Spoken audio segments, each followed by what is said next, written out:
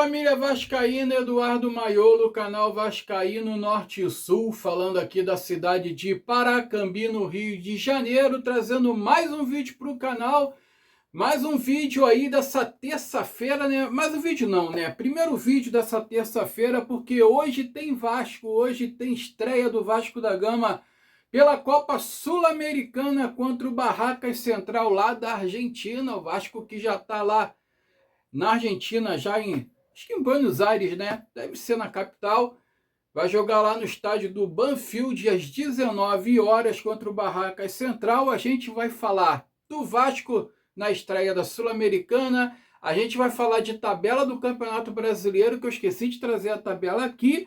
E a gente vai falar também de alguns assuntos aí relacionados ao Vasco da Gama e o presidente Pedrinho, que teve falando ali na saída da reunião que teve lá com a CBF, né, dos clubes com a CBF para a criação de uma liga única do futebol brasileiro. O Pedrinho na saída teve falando, soltou os marimbondo aí para cima do dono da SAF do Botafogo, John Textor, e para cima também do presidente do Urubu, o nosso queridíssimo Luiz Eduardo Batista, o BAP. Mas antes de mais nada, peço a vocês para deixar o joinha, para deixar o like, se inscrever no canal, ativar o sininho de notificações e compartilhar esse vídeo aí com o máximo de pessoas possíveis que vocês puderem compartilhar para impulsionar o canal na plataforma do YouTube. Serei muito grato a vocês, por ser vocês eu não sou nada, eu não sou ninguém, né, gente? Olha só, falando até do rumo que o canal pode tomar, tá?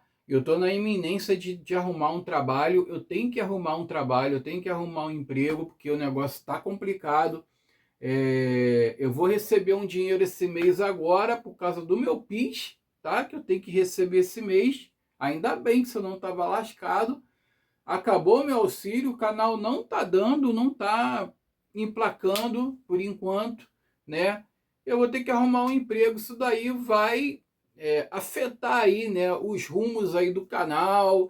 Eu não vou conseguir me dedicar mais 100%, como eu me dedico todos os dias, trazendo vídeo de pré-jogo, de pós-jogo, como eu estou trazendo aqui agora, né? Vai ter jogo que eu não vou conseguir ver quando eu começar a trabalhar. Enfim, infelizmente, gente, infelizmente, assim, o canal ainda não está me dando nada, então tem que ter prioridades na minha vida, eu tenho que ver a minha vida, né? Senão, como é que a gente consegue viver sem ter um sustento? É complicado. Mas vamos falar de Vasco, vamos falar de Sul-Americana. Antes de mais nada, tá? Eu esqueci de falar da posição que o Vasco ficou aí no final da nona rodada do Campeonato Brasileiro. O Vasco ficou na 12ª posição ao final da nona rodada do Campeonato Brasileiro. O Grêmio passou o Vasco, né? Empatou, mas passou o Vasco. E o próprio Botafogo, que venceu do Vasco em São Januário, também passou o Vasco, né? E botar ali só do 10º ao 16º, vou botar aí para vocês a tabela, tá? O Botafogo está em 10º com 12, embolou tudo, pessoal. Embolou tudo ali. Botafogo em 10º com 12, em 11º o Grêmio com 12, em 12º vem o Vasco com 12, em 13º o Internacional. O Internacional, rapaz, ele perdeu ou empatou, não me lembro. Eu acho que o Internacional ou perdeu ou empatou, ele não venceu não. O Internacional está com 12, em 13º, o Vitória em 14º com 11. Na próxima rodada, se o Vasco piscar, pode ultrapassar o Vasco também. O Santos em 15º com 10 e o Corinthians em 16º com 10, uma posição aí da zona da degola. Então, o Vasco tem que abrir o olho, cara, que ele está com 12, ele pode ser ultrapassado por mais 4 clubes aqui, se o Vasco tiver algum revés. O Vasco que pega ali o Remo, né, lá em Belém do Pará, pela 10ª rodada, e o Vasco tem que ganhar esse jogo de qualquer maneira, senão ele pode ser ultrapassado pelo Inter, pelo Vitória, pelo Santos e pelo Corinthians, e parar lá em 16º. Aí vai ser complicado demais, cara. Aí o negócio, a água já vai começar a bater aqui no pescoço. Pessoal, vamos falar da Sul-Americana, né? O Vasco estreia hoje com um time bem alternativo, um time bem mesclado aí, com jovens da base, com reservas, jovens da base mais ou menos, né? Como titulares não, eles não irão iniciar, né? Pode entrar no decorrer da partida. Alguns jovens devem iniciar jogando, né? E um detalhe aí que esse jogo vai ser transmitido aí pelo Paramount, tá? Só pelo Paramount ali, o canal, acho que pertence ali ao grupo Disney lá. Quem tiver o aplicativozinho aí, aquele aplicativo Mandrake que a gente conhece, né? Pode utilizá-lo aí, ou então tem que assinar ali o Paramount ali para poder ver a partida, tá? O Vasco, como eu falei, né? Nem o Renato Gaúcho viajou, o Renato Gaúcho ficou aqui preparando o time para a 10ª rodada do Campeonato Brasileiro. Ele falou realmente que ia poupar. E eu concordo com o Renato Gaúcho, cara, não é deixar as Copas de lado, tá? Não é deixar a Copa Sul-Americana. A gente sabe, cara, que o torcedor vascaíno ele tá ávido por um título, tá?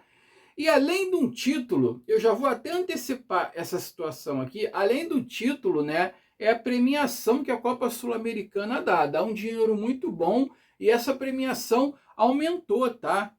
O vice-campeão, ele faturava 2 milhões de dólares, o telefone da minha mãe tá tocando, 2 milhões de dólares, agora esse ano ele vai passar a faturar 2 milhões e meio de dólares, tá? O campeão, o time que for campeão faturava no passado 6 milhões e meio de dólares.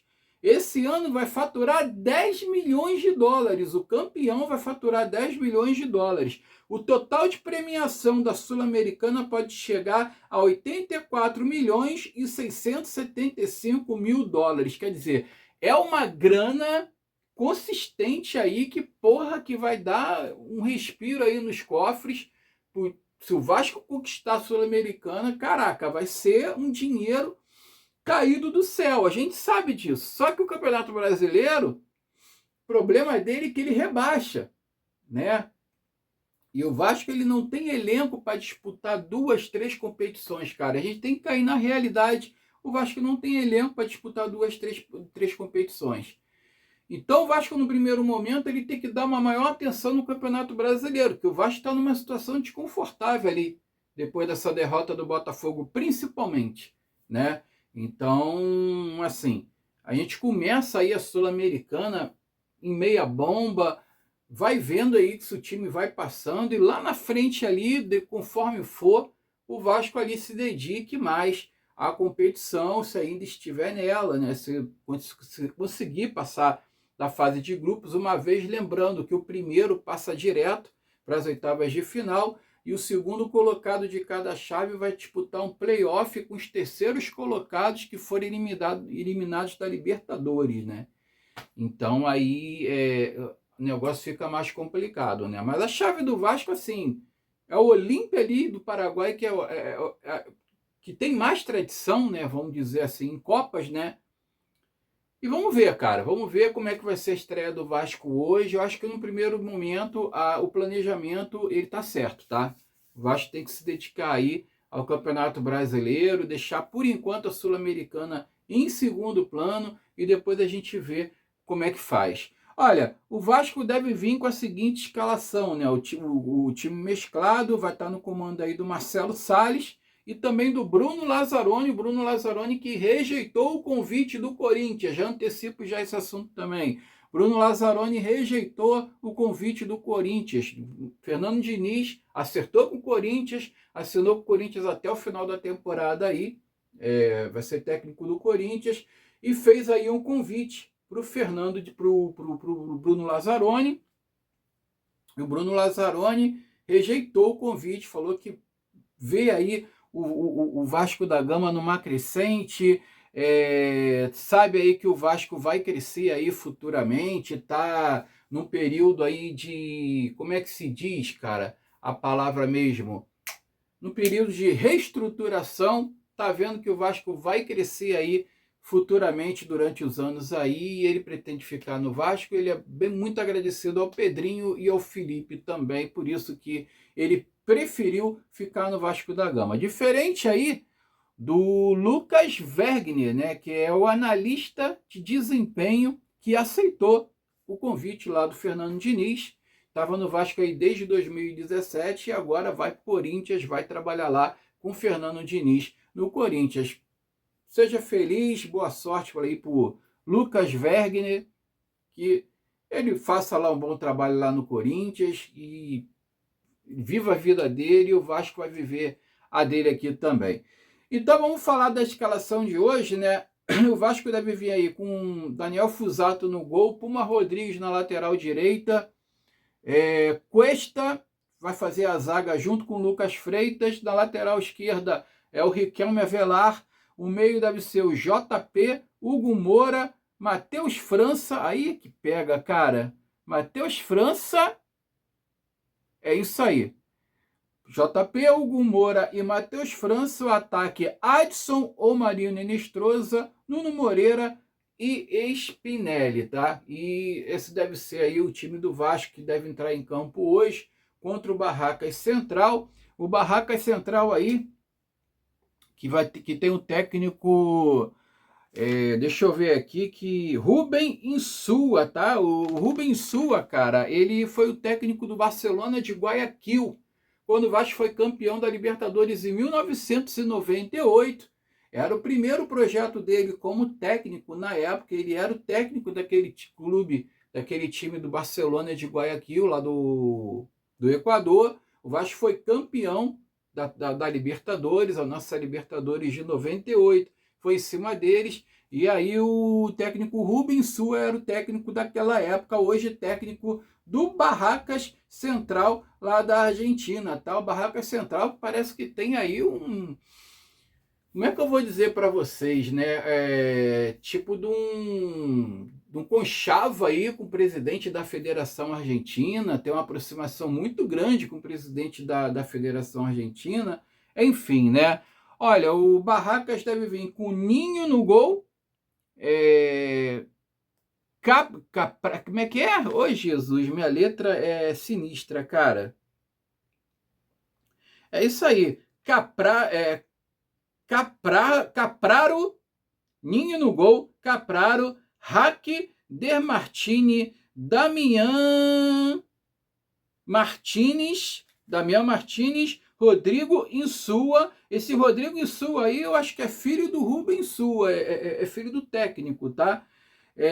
Tapia, Milok, Maroni, Gambá e, caraca, Breneira, é isso aí, acho que é isso. Não, Breneira não, Brueira, o atacante Brueira.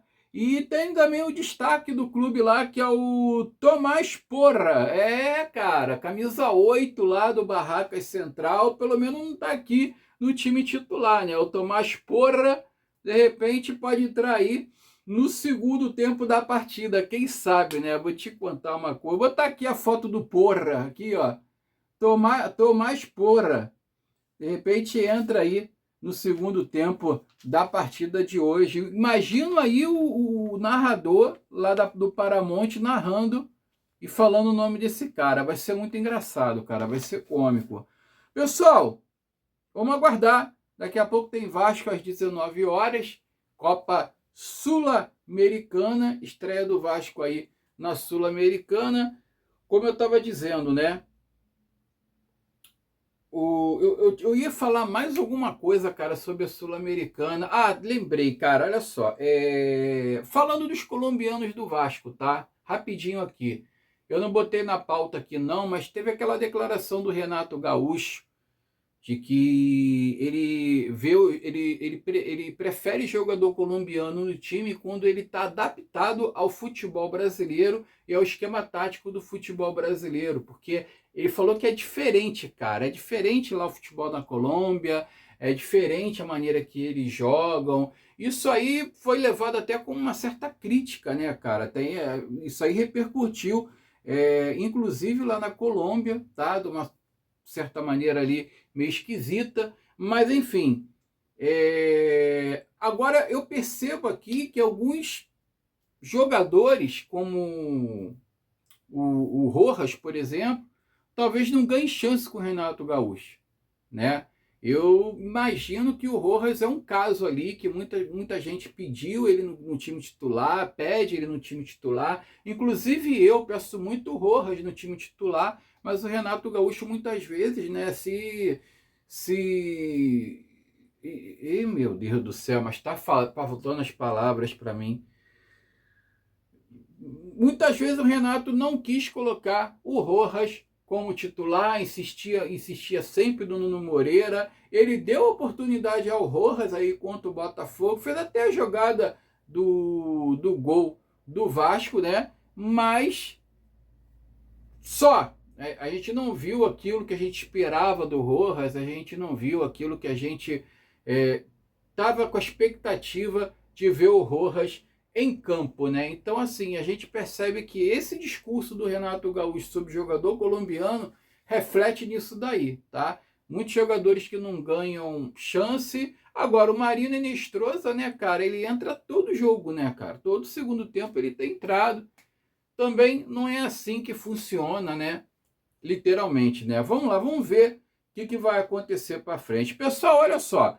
O novo prefeito do Rio de Janeiro, o tal do Eduardo Cavalieri, diz que promete ajudar na reforma aí de São Januário, diz que vai trabalhar para viabilizar a operação urbana, tá?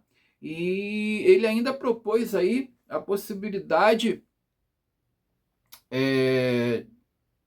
de homenagear, né, um ídolo com uma estátua, um ídolo do Vasco da Gama aí, construindo uma estátua, dependendo do pedido aí da torcida e também do alinhamento com a diretoria vascaína. Então aí o novo prefeito aí do Rio de Janeiro, tal do Eduardo Cavalieri aí, falando que quer ajudar o Vasco aí na reforma de São Januário, fazer aí a reforma sair do papel, esse imbróglio também que a gente não sabe em que pé tá, porque uma hora o potencial construtivo vai ser vendido, outra hora não vai ser vendido, o pessoal não fala mais nada, então é complicado, cara, tá complicado demais essa situação, tá complicado demais essa história.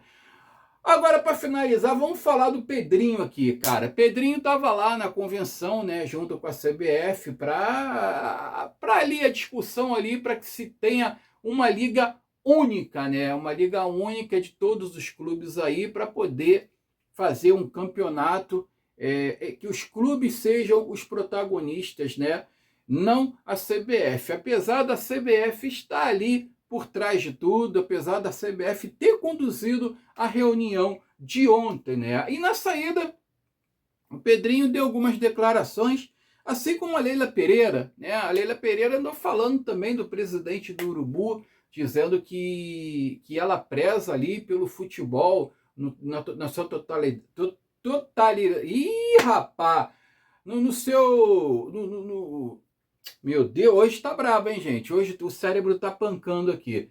A Leila Pereira falou, né, que preza pelo futebol igualitário entre todo mundo, que todo mundo se ajude, e não só o Palmeiras esteja bem, mas que todos os clubes estejam bem, né? Ao contrário do presidente do Urubu, o seu BAP, o Luiz Eduardo Batista, que só pensa nele, que só pensa no clube dele, etc e tal. Falou, inclusive, que tem clubes como o Urubu, que pensa que é um Real Madrid aqui da América do Sul, e não é, que eles estão muito longe de ser um Real Madrid, e que ela, como presidente do Palmeiras, ela nunca viu o Palmeiras como se fosse um Real Madrid das Américas, né? E que ela preza muito ali pelo bem de todos ali, de todos os clubes ali, uma coisa justa para todos os clubes. E o Pedrinho também deu lá suas declarações, né, para o Urubu, o John Texel também, o dono da SAF do Botafogo, inclusive,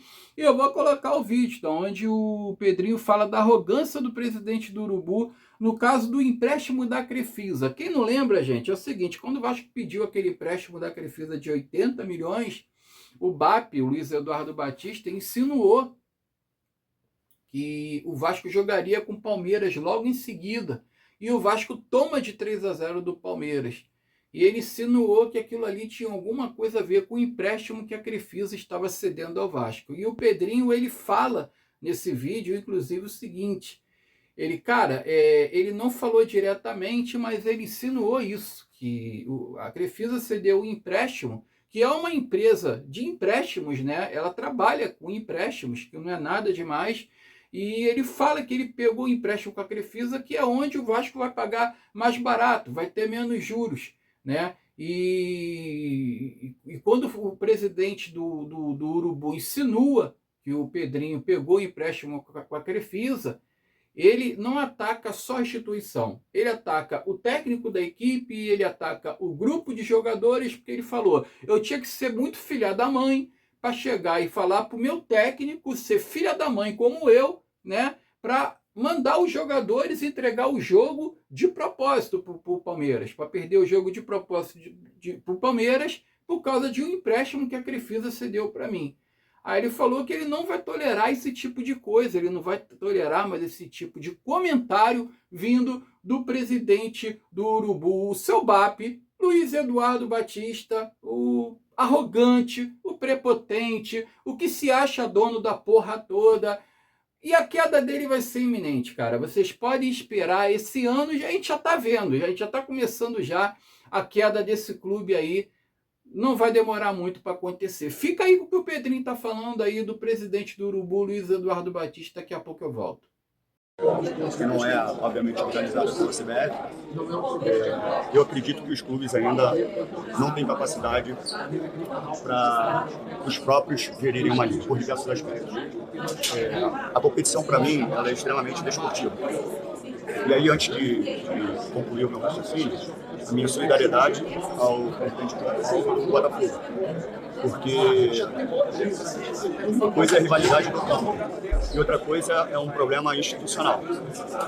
E no momento mais importante da história do Vasco, onde nós tivemos um problema gravíssimo financeiro através de uma empresa, um antigo sócio, eu não recebi uma ligação de nenhum clube prestando qualquer tipo de ajuda, não financeira, qualquer tipo de ajuda pelo momento que a gente enfrentava. Pelo contrário, muitos clubes, através da Liga, que a Liga fez uma nota criticando a minha ação contra o antigo sócio. E recentemente, e aí eu estou falando da pessoa, não estou falando da instituição, o presidente do Flamengo, falando do presidente, não da instituição, sobre a sua prepotência e arrogância, ficou falando diversas vezes, num tom que não me agrada, mas eu esperei estar para falar em algum momento. Quando eu pego um empréstimo com a Crefisa, e o empréstimo é feito porque o CDI era mais baixo, por isso eu pago menos, a preocupação dele não era o empréstimo, a preocupação dele, e de forma muito indireta, porque você pode ser direto no que você fala, e ele não foi direto, mas ele insinuou que eu pego o empréstimo no dia que eu perco o jogo para o Palmeiras de 3-0. Então ele está ali colocando em dúvida o meu caráter, o caráter do meu treinador e o caráter de um elenco de 30 jogadores. Então eu tenho que chegar, o meu treinador, falar que eu tenho que perder o jogo, o meu treinador tem que ser filha da mãe, como eu sou, falar para os jogadores, todos os jogadores também sem caráter, para a gente perder um jogo de futebol, porque eu peguei um empréstimo de uma empresa que vive de empréstimo. Então, assim, como é que eu posso acreditar que uma liga vai funcionar sob o controle de pessoas que administram o clube? Não posso acreditar nisso. Agora, para finalizar, o Pedrinho vai falar do John Textor, né? O dono da SAF do Botafogo. Ele fala do John Textor, dizendo que tudo que o John Textor dá declarações, ele cita o Vasco da Gama, e que na época que o Vasco tira a 777, né, do comando do futebol do clube, ele foi criticado. Veículos de comunicação, inclusive, também criticaram a atitude do Vasco da Gama por ter tirado a 777. E o John Textor foi um dos críticos, né, da atitude do Pedrinho, e que ele fala do Vasco da Gama de uma maneira que ele não tem que falar, porque o Vasco da Gama é muito grande. Ele fala que o Textor não conhece o Vasco da Gama e que ele tem que medir as palavras para quando for falar do Vasco da Gama de alguma forma. Diz também que considera muito a instituição do Botafogo, respeita muito a instituição do Botafogo, respeita o presidente do associativo do Botafogo, e que se precisar de qualquer coisa para alguma ajuda, caso eles estejam ali numa massa crítica ali de falência, que ele vai ajudar, que ele está disposto a ajudar juridicamente, seja lá de que forma for. respeita também os torcedores do Botafogo, inclusive a instituição, só que o Textor, ele tem que medir as palavras dele antes dele se referir ao Vasco da Gama. E ele conclui, né, dizendo que a CBF realmente tem que mediar, cara, uma liga aí dos clubes, porque os clubes não estão ainda preparados para liderar nada, os clubes não estão ali com pessoas ali íntegras para poder liderar nada, né? Justamente por causa desse tipo de comportamento, tanto do John Textor quanto do presidente do Urubu. O John Textor, ele disse até que ele age como um dirigente, né, das antigas, né, bravateiro, que fala um monte de coisa, e ele falou que nunca foi o perfil dele, inclusive o Pedrinho fala que nunca foi o perfil dele, foi isso, foi esse, né, que ele condena isso, e ele fala que os clubes não estão preparados para tomar ali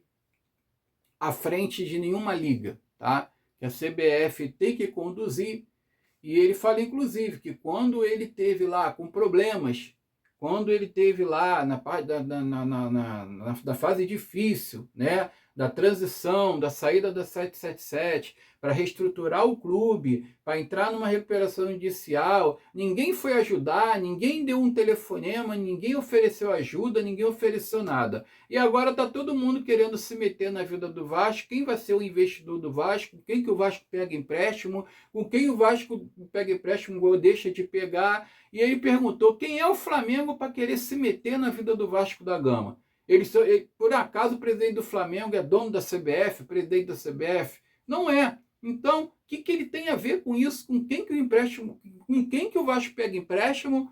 Ou quem vai ser o financiador do Vasco? Quem vai ser o investidor do Vasco?